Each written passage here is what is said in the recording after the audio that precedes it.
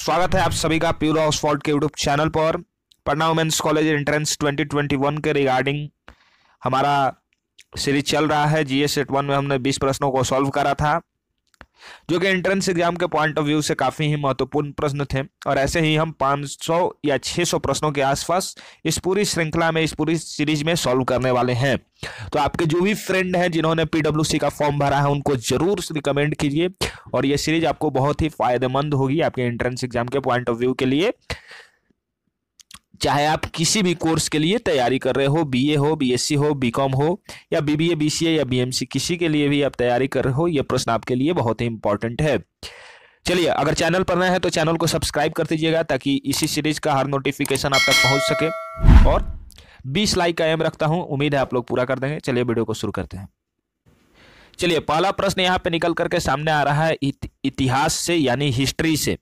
History से आपके लिए पहला प्रश्न है कि what was the time period of early वैदिक पीरियड। अर्ली वैदिक पीरियड जो था उसका टाइम पीरियड कब से कब तक था। तो आपको इसका थोड़ा सा मैं बैकग्राउंड दे देता हूं। देखिए, पिछली बार हमने हड़प्पा जो सिविलाइजेशन है उससे लगभग 9-10 के करीब प्रश्नों को सॉल्व करा था पिछले जीएस पेपर 1 में। जीएस 1 का जो सेट था उसमें हमने सॉल्व करा था। तो वहां पर जब हड़प्पा सभ्यता का एंड हो जाता है तो उसके बाद वैदिक सिविलाइजेशन की शुरुआत होती है। और यही जो वैदिक सिविलाइजेशन है इसको 2 भागों में बांटा गया है। पहला आपका है अर्ली वैदिक पीरियड और दूसरा आपका लेटर वैदिक पीरियड। तो यहाँ पे जो अर्ली वैदिक पीरियड था इसको 1500 से 1000 बीसी के टाइम पीरियड के आसपास का माना जाता है। अब उसके बाद यहाँ पर लेटर वैदिक पीरियड का टाइम पीरियड कब से कब तक था। तो यहाँ पर जो लेटर वैदिक पीरियड था ये 1000 बीसी से 600 बीसी के आसपास माना जाता है। और यही जो लेटर वैदिक पीरियड जो था इसमें 3 वेदों की रचना की गई थी, जो कि थे आपके सामवेद, अथर्ववेद और यजुर्वेद। लेकिन जो ऋग्वेद था ये इसको लिखा गया था अर्ली वैदिक पीरियड के दौरान। अर्ली वैदिक पीरियड के दौरान जो है वो ऋग्वेदा को लिखा गया था। तो इसको आप याद रखिएगा। ये आपके 3 महत्वपूर्ण प्रश्न थे हिस्ट्री से। चलिए अगले प्रश्न की ओर पढ़ते हैं।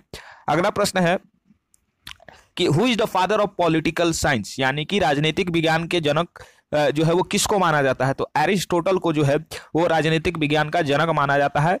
इनको हिंदी में हम लोग अरस्तु के नाम से भी जानते हैं।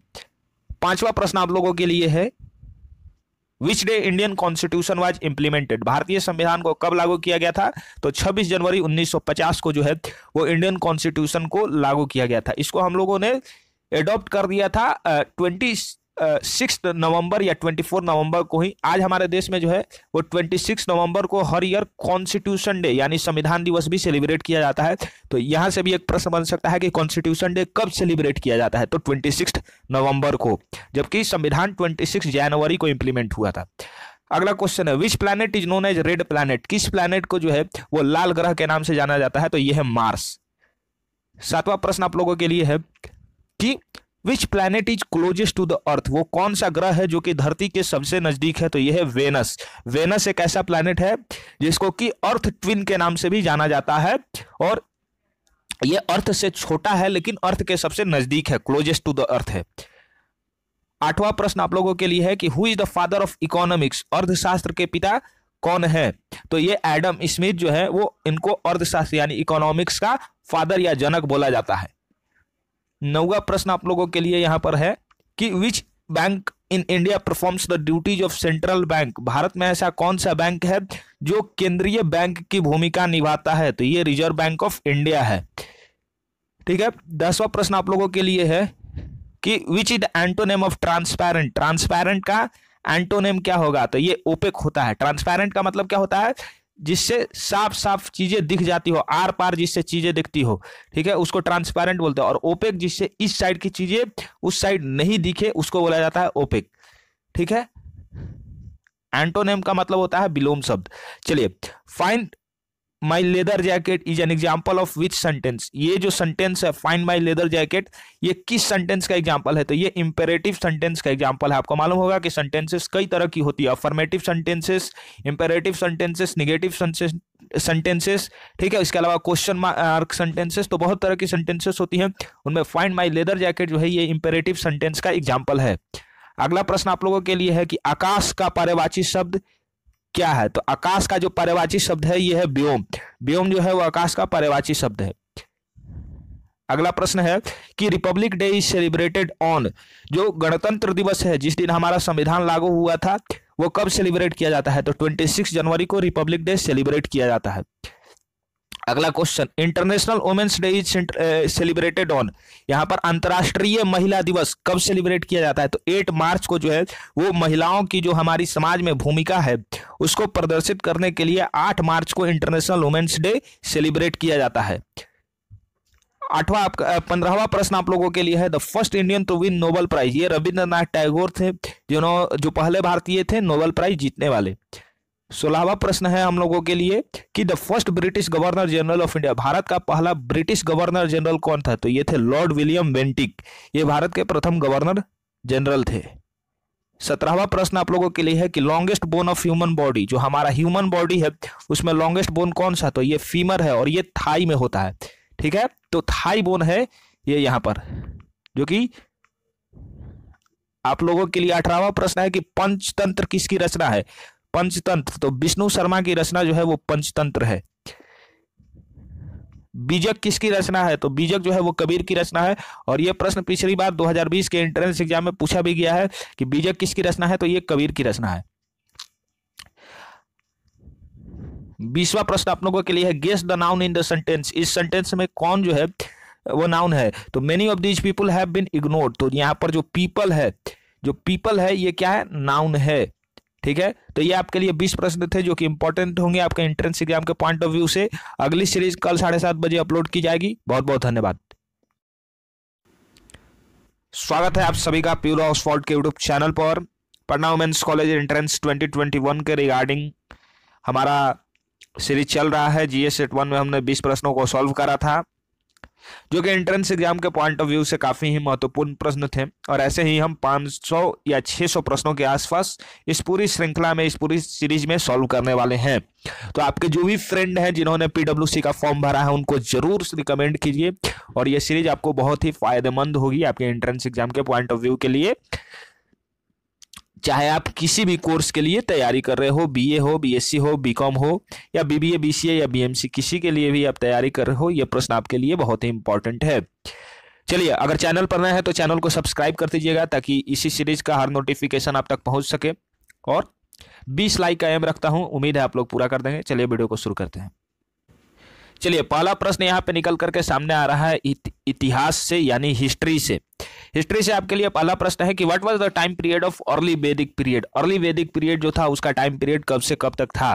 तो आपको इसका थोड़ा सा मैं बैकग्राउंड दे देता हूं। देखिए, पिछली बार हमने हड़प्पा जो सिविलाइजेशन है उससे लगभग 9-10 के करीब प्रश्नों को सॉल्व करा था पिछले जीएस पेपर 1 में। जीएस 1 का जो सेट था उसमें हमने सॉल्व करा था। तो वहां पर जब हड़प्पा सभ्यता का एंड हो जाता है तो उसके बाद वैदिक सिविलाइजेशन की शुरुआत होती है, और यही जो वैदिक सिविलाइजेशन है इसको 2 भागों में बांटा गया है। पहला आपका है अर्ली वैदिक पीरियड और दूसरा आपका लेटर वैदिक पीरियड। तो यहाँ पे जो अर्ली वैदिक पीरियड था इसको 1500 से 1000 बीसी के टाइम पीरियड के आसपास का माना जाता है। अब उसके बाद यहाँ पर लेटर वैदिक पीरियड का टाइम पीरियड कब से कब तक था? तो यहाँ पर जो लेटर वैदिक पीरियड था ये 1000 बीसी से 600 बीसी के आसपास माना जाता है।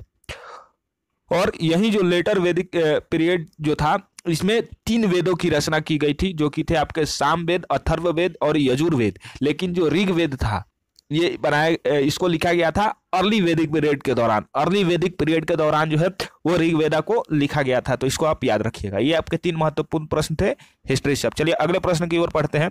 अगला प्रश्न है कि who is the father of political science, यानी कि राजनीतिक विज्ञान के जनक जो है वो किसको माना जाता है? तो एरिस्टोटल को जो है वो राजनीतिक विज्ञान का जनक माना जाता है। इनको हिंदी में हम लोग अरस्तु के नाम से भी जानते हैं। 5वां प्रश्न आप लोगों के लिए है, which day Indian constitution was implemented, भारतीय संविधान को कब लागू किया गया था? तो 26 जनवरी 1950 को जो है वो इंडियन कॉन्स्टिट्यूशन को लागू किया गया था। इसको हम लोगों ने एडॉप्ट कर दिया था 26 नवंबर या 24 नवंबर को ही। आज हमारे देश में जो है वो 26 नवंबर को हर ईयर कॉन्स्टिट्यूशन डे यानी संविधान दिवस भी सेलिब्रेट किया जाता है। तो यहां से भी एक प्रश्न बन सकता है कि कॉन्स्टिट्यूशन डे कब सेलिब्रेट किया जाता है? तो 26 नवंबर को, जबकि संविधान 26 जनवरी को इंप्लीमेंट हुआ था। अगला क्वेश्चन है, which planet is known as red planet, किस प्लैनेट को जो है वो लाल ग्रह के नाम से जाना जाता है? तो यह है मार्स। 7वां प्रश्न आप लोगों के लिए है कि which planet is closest to the earth, वो कौन सा ग्रह है जो कि धरती के सबसे नजदीक है? तो यह है वेनस। वेनस एक ऐसा प्लैनेट है जिसको कि अर्थ ट्विन के नाम से भी जाना जाता है, और यह अर्थ से छोटा है लेकिन अर्थ के सबसे नजदीक है, क्लोजेस्ट टू द अर्थ है। 8वां प्रश्न आप लोगों के लिए है कि who is the father of economics, अर्थशास्त्र के पिता कौन है? तो ये एडम स्मिथ जो है वो इनको अर्थशास्त्र यानी इकोनॉमिक्स का फादर या जनक बोला जाता है। 9वां प्रश्न आप लोगों के लिए यहां पर है कि which bank in India performs the duties of central bank, Bharat में ऐसा कौन सा बैंक है जो केंद्रीय बैंक की भूमिका निभाता है? तो ये रिजर्व बैंक ऑफ इंडिया है। ठीक है। 10वां प्रश्न आप लोगों के लिए है कि which is the antonym of transparent, transparent का एंटोनिम क्या होगा? तो ये ओपेक होता है। ट्रांसपेरेंट का मतलब क्या होता है? जिससे साफ साफ चीजें दिख जाती हो, आर पार जिससे चीजें दिखती हो, ठीक है, उसको ट्रांसपेरेंट बोलते हैं। और ओपेक जिससे इस साइड की चीजें उस साइड नहीं दिखे उसको बोला जाता है ओपेक। ठीक है। एंटोनिम का मतलब होता है विलोम शब्द। चलिए, find my leather jacket is an example of which sentence, ये जो सेंटेंस है फाइंड माई लेदर जैकेट, ये किस सेंटेंस का एग्जाम्पल है? तो ये इंपेरेटिव सेंटेंस का एग्जाम्पल है। आपको मालूम होगा कि सेंटेंसेस कई तरह की होती है, affirmative sentences, imperative sentences, negative sentences, ठीक है। इसके अलावा क्वेश्चन मार्क सेंटेंसेस, तो बहुत तरह की सेंटेंसेस होती हैं। उनमें फाइंड माई लेदर जैकेट जो है ये इंपेरेटिव सेंटेंस का एग्जाम्पल है। अगला प्रश्न आप लोगों के लिए है कि आकाश का पर्यायवाची शब्द क्या है? तो आकाश का जो पर्यायवाची शब्द है यह है व्योम। व्योम जो है वो आकाश का पर्यायवाची शब्द है। अगला प्रश्न है कि Republic day is celebrated on, जो गणतंत्र दिवस है जिस दिन हमारा संविधान लागू हुआ था वो कब सेलिब्रेट किया जाता है? तो 26 जनवरी को रिपब्लिक डे सेलिब्रेट किया जाता है। अगला question, international women's day is celebrated on, यहाँ पर अंतर्राष्ट्रीय महिला दिवस कब सेलिब्रेट किया जाता है? तो 8 मार्च को जो है वो महिलाओं की जो हमारी समाज में भूमिका है उसको प्रदर्शित करने के लिए 8 मार्च को इंटरनेशनल वुमेन्स डे सेलिब्रेट किया जाता है।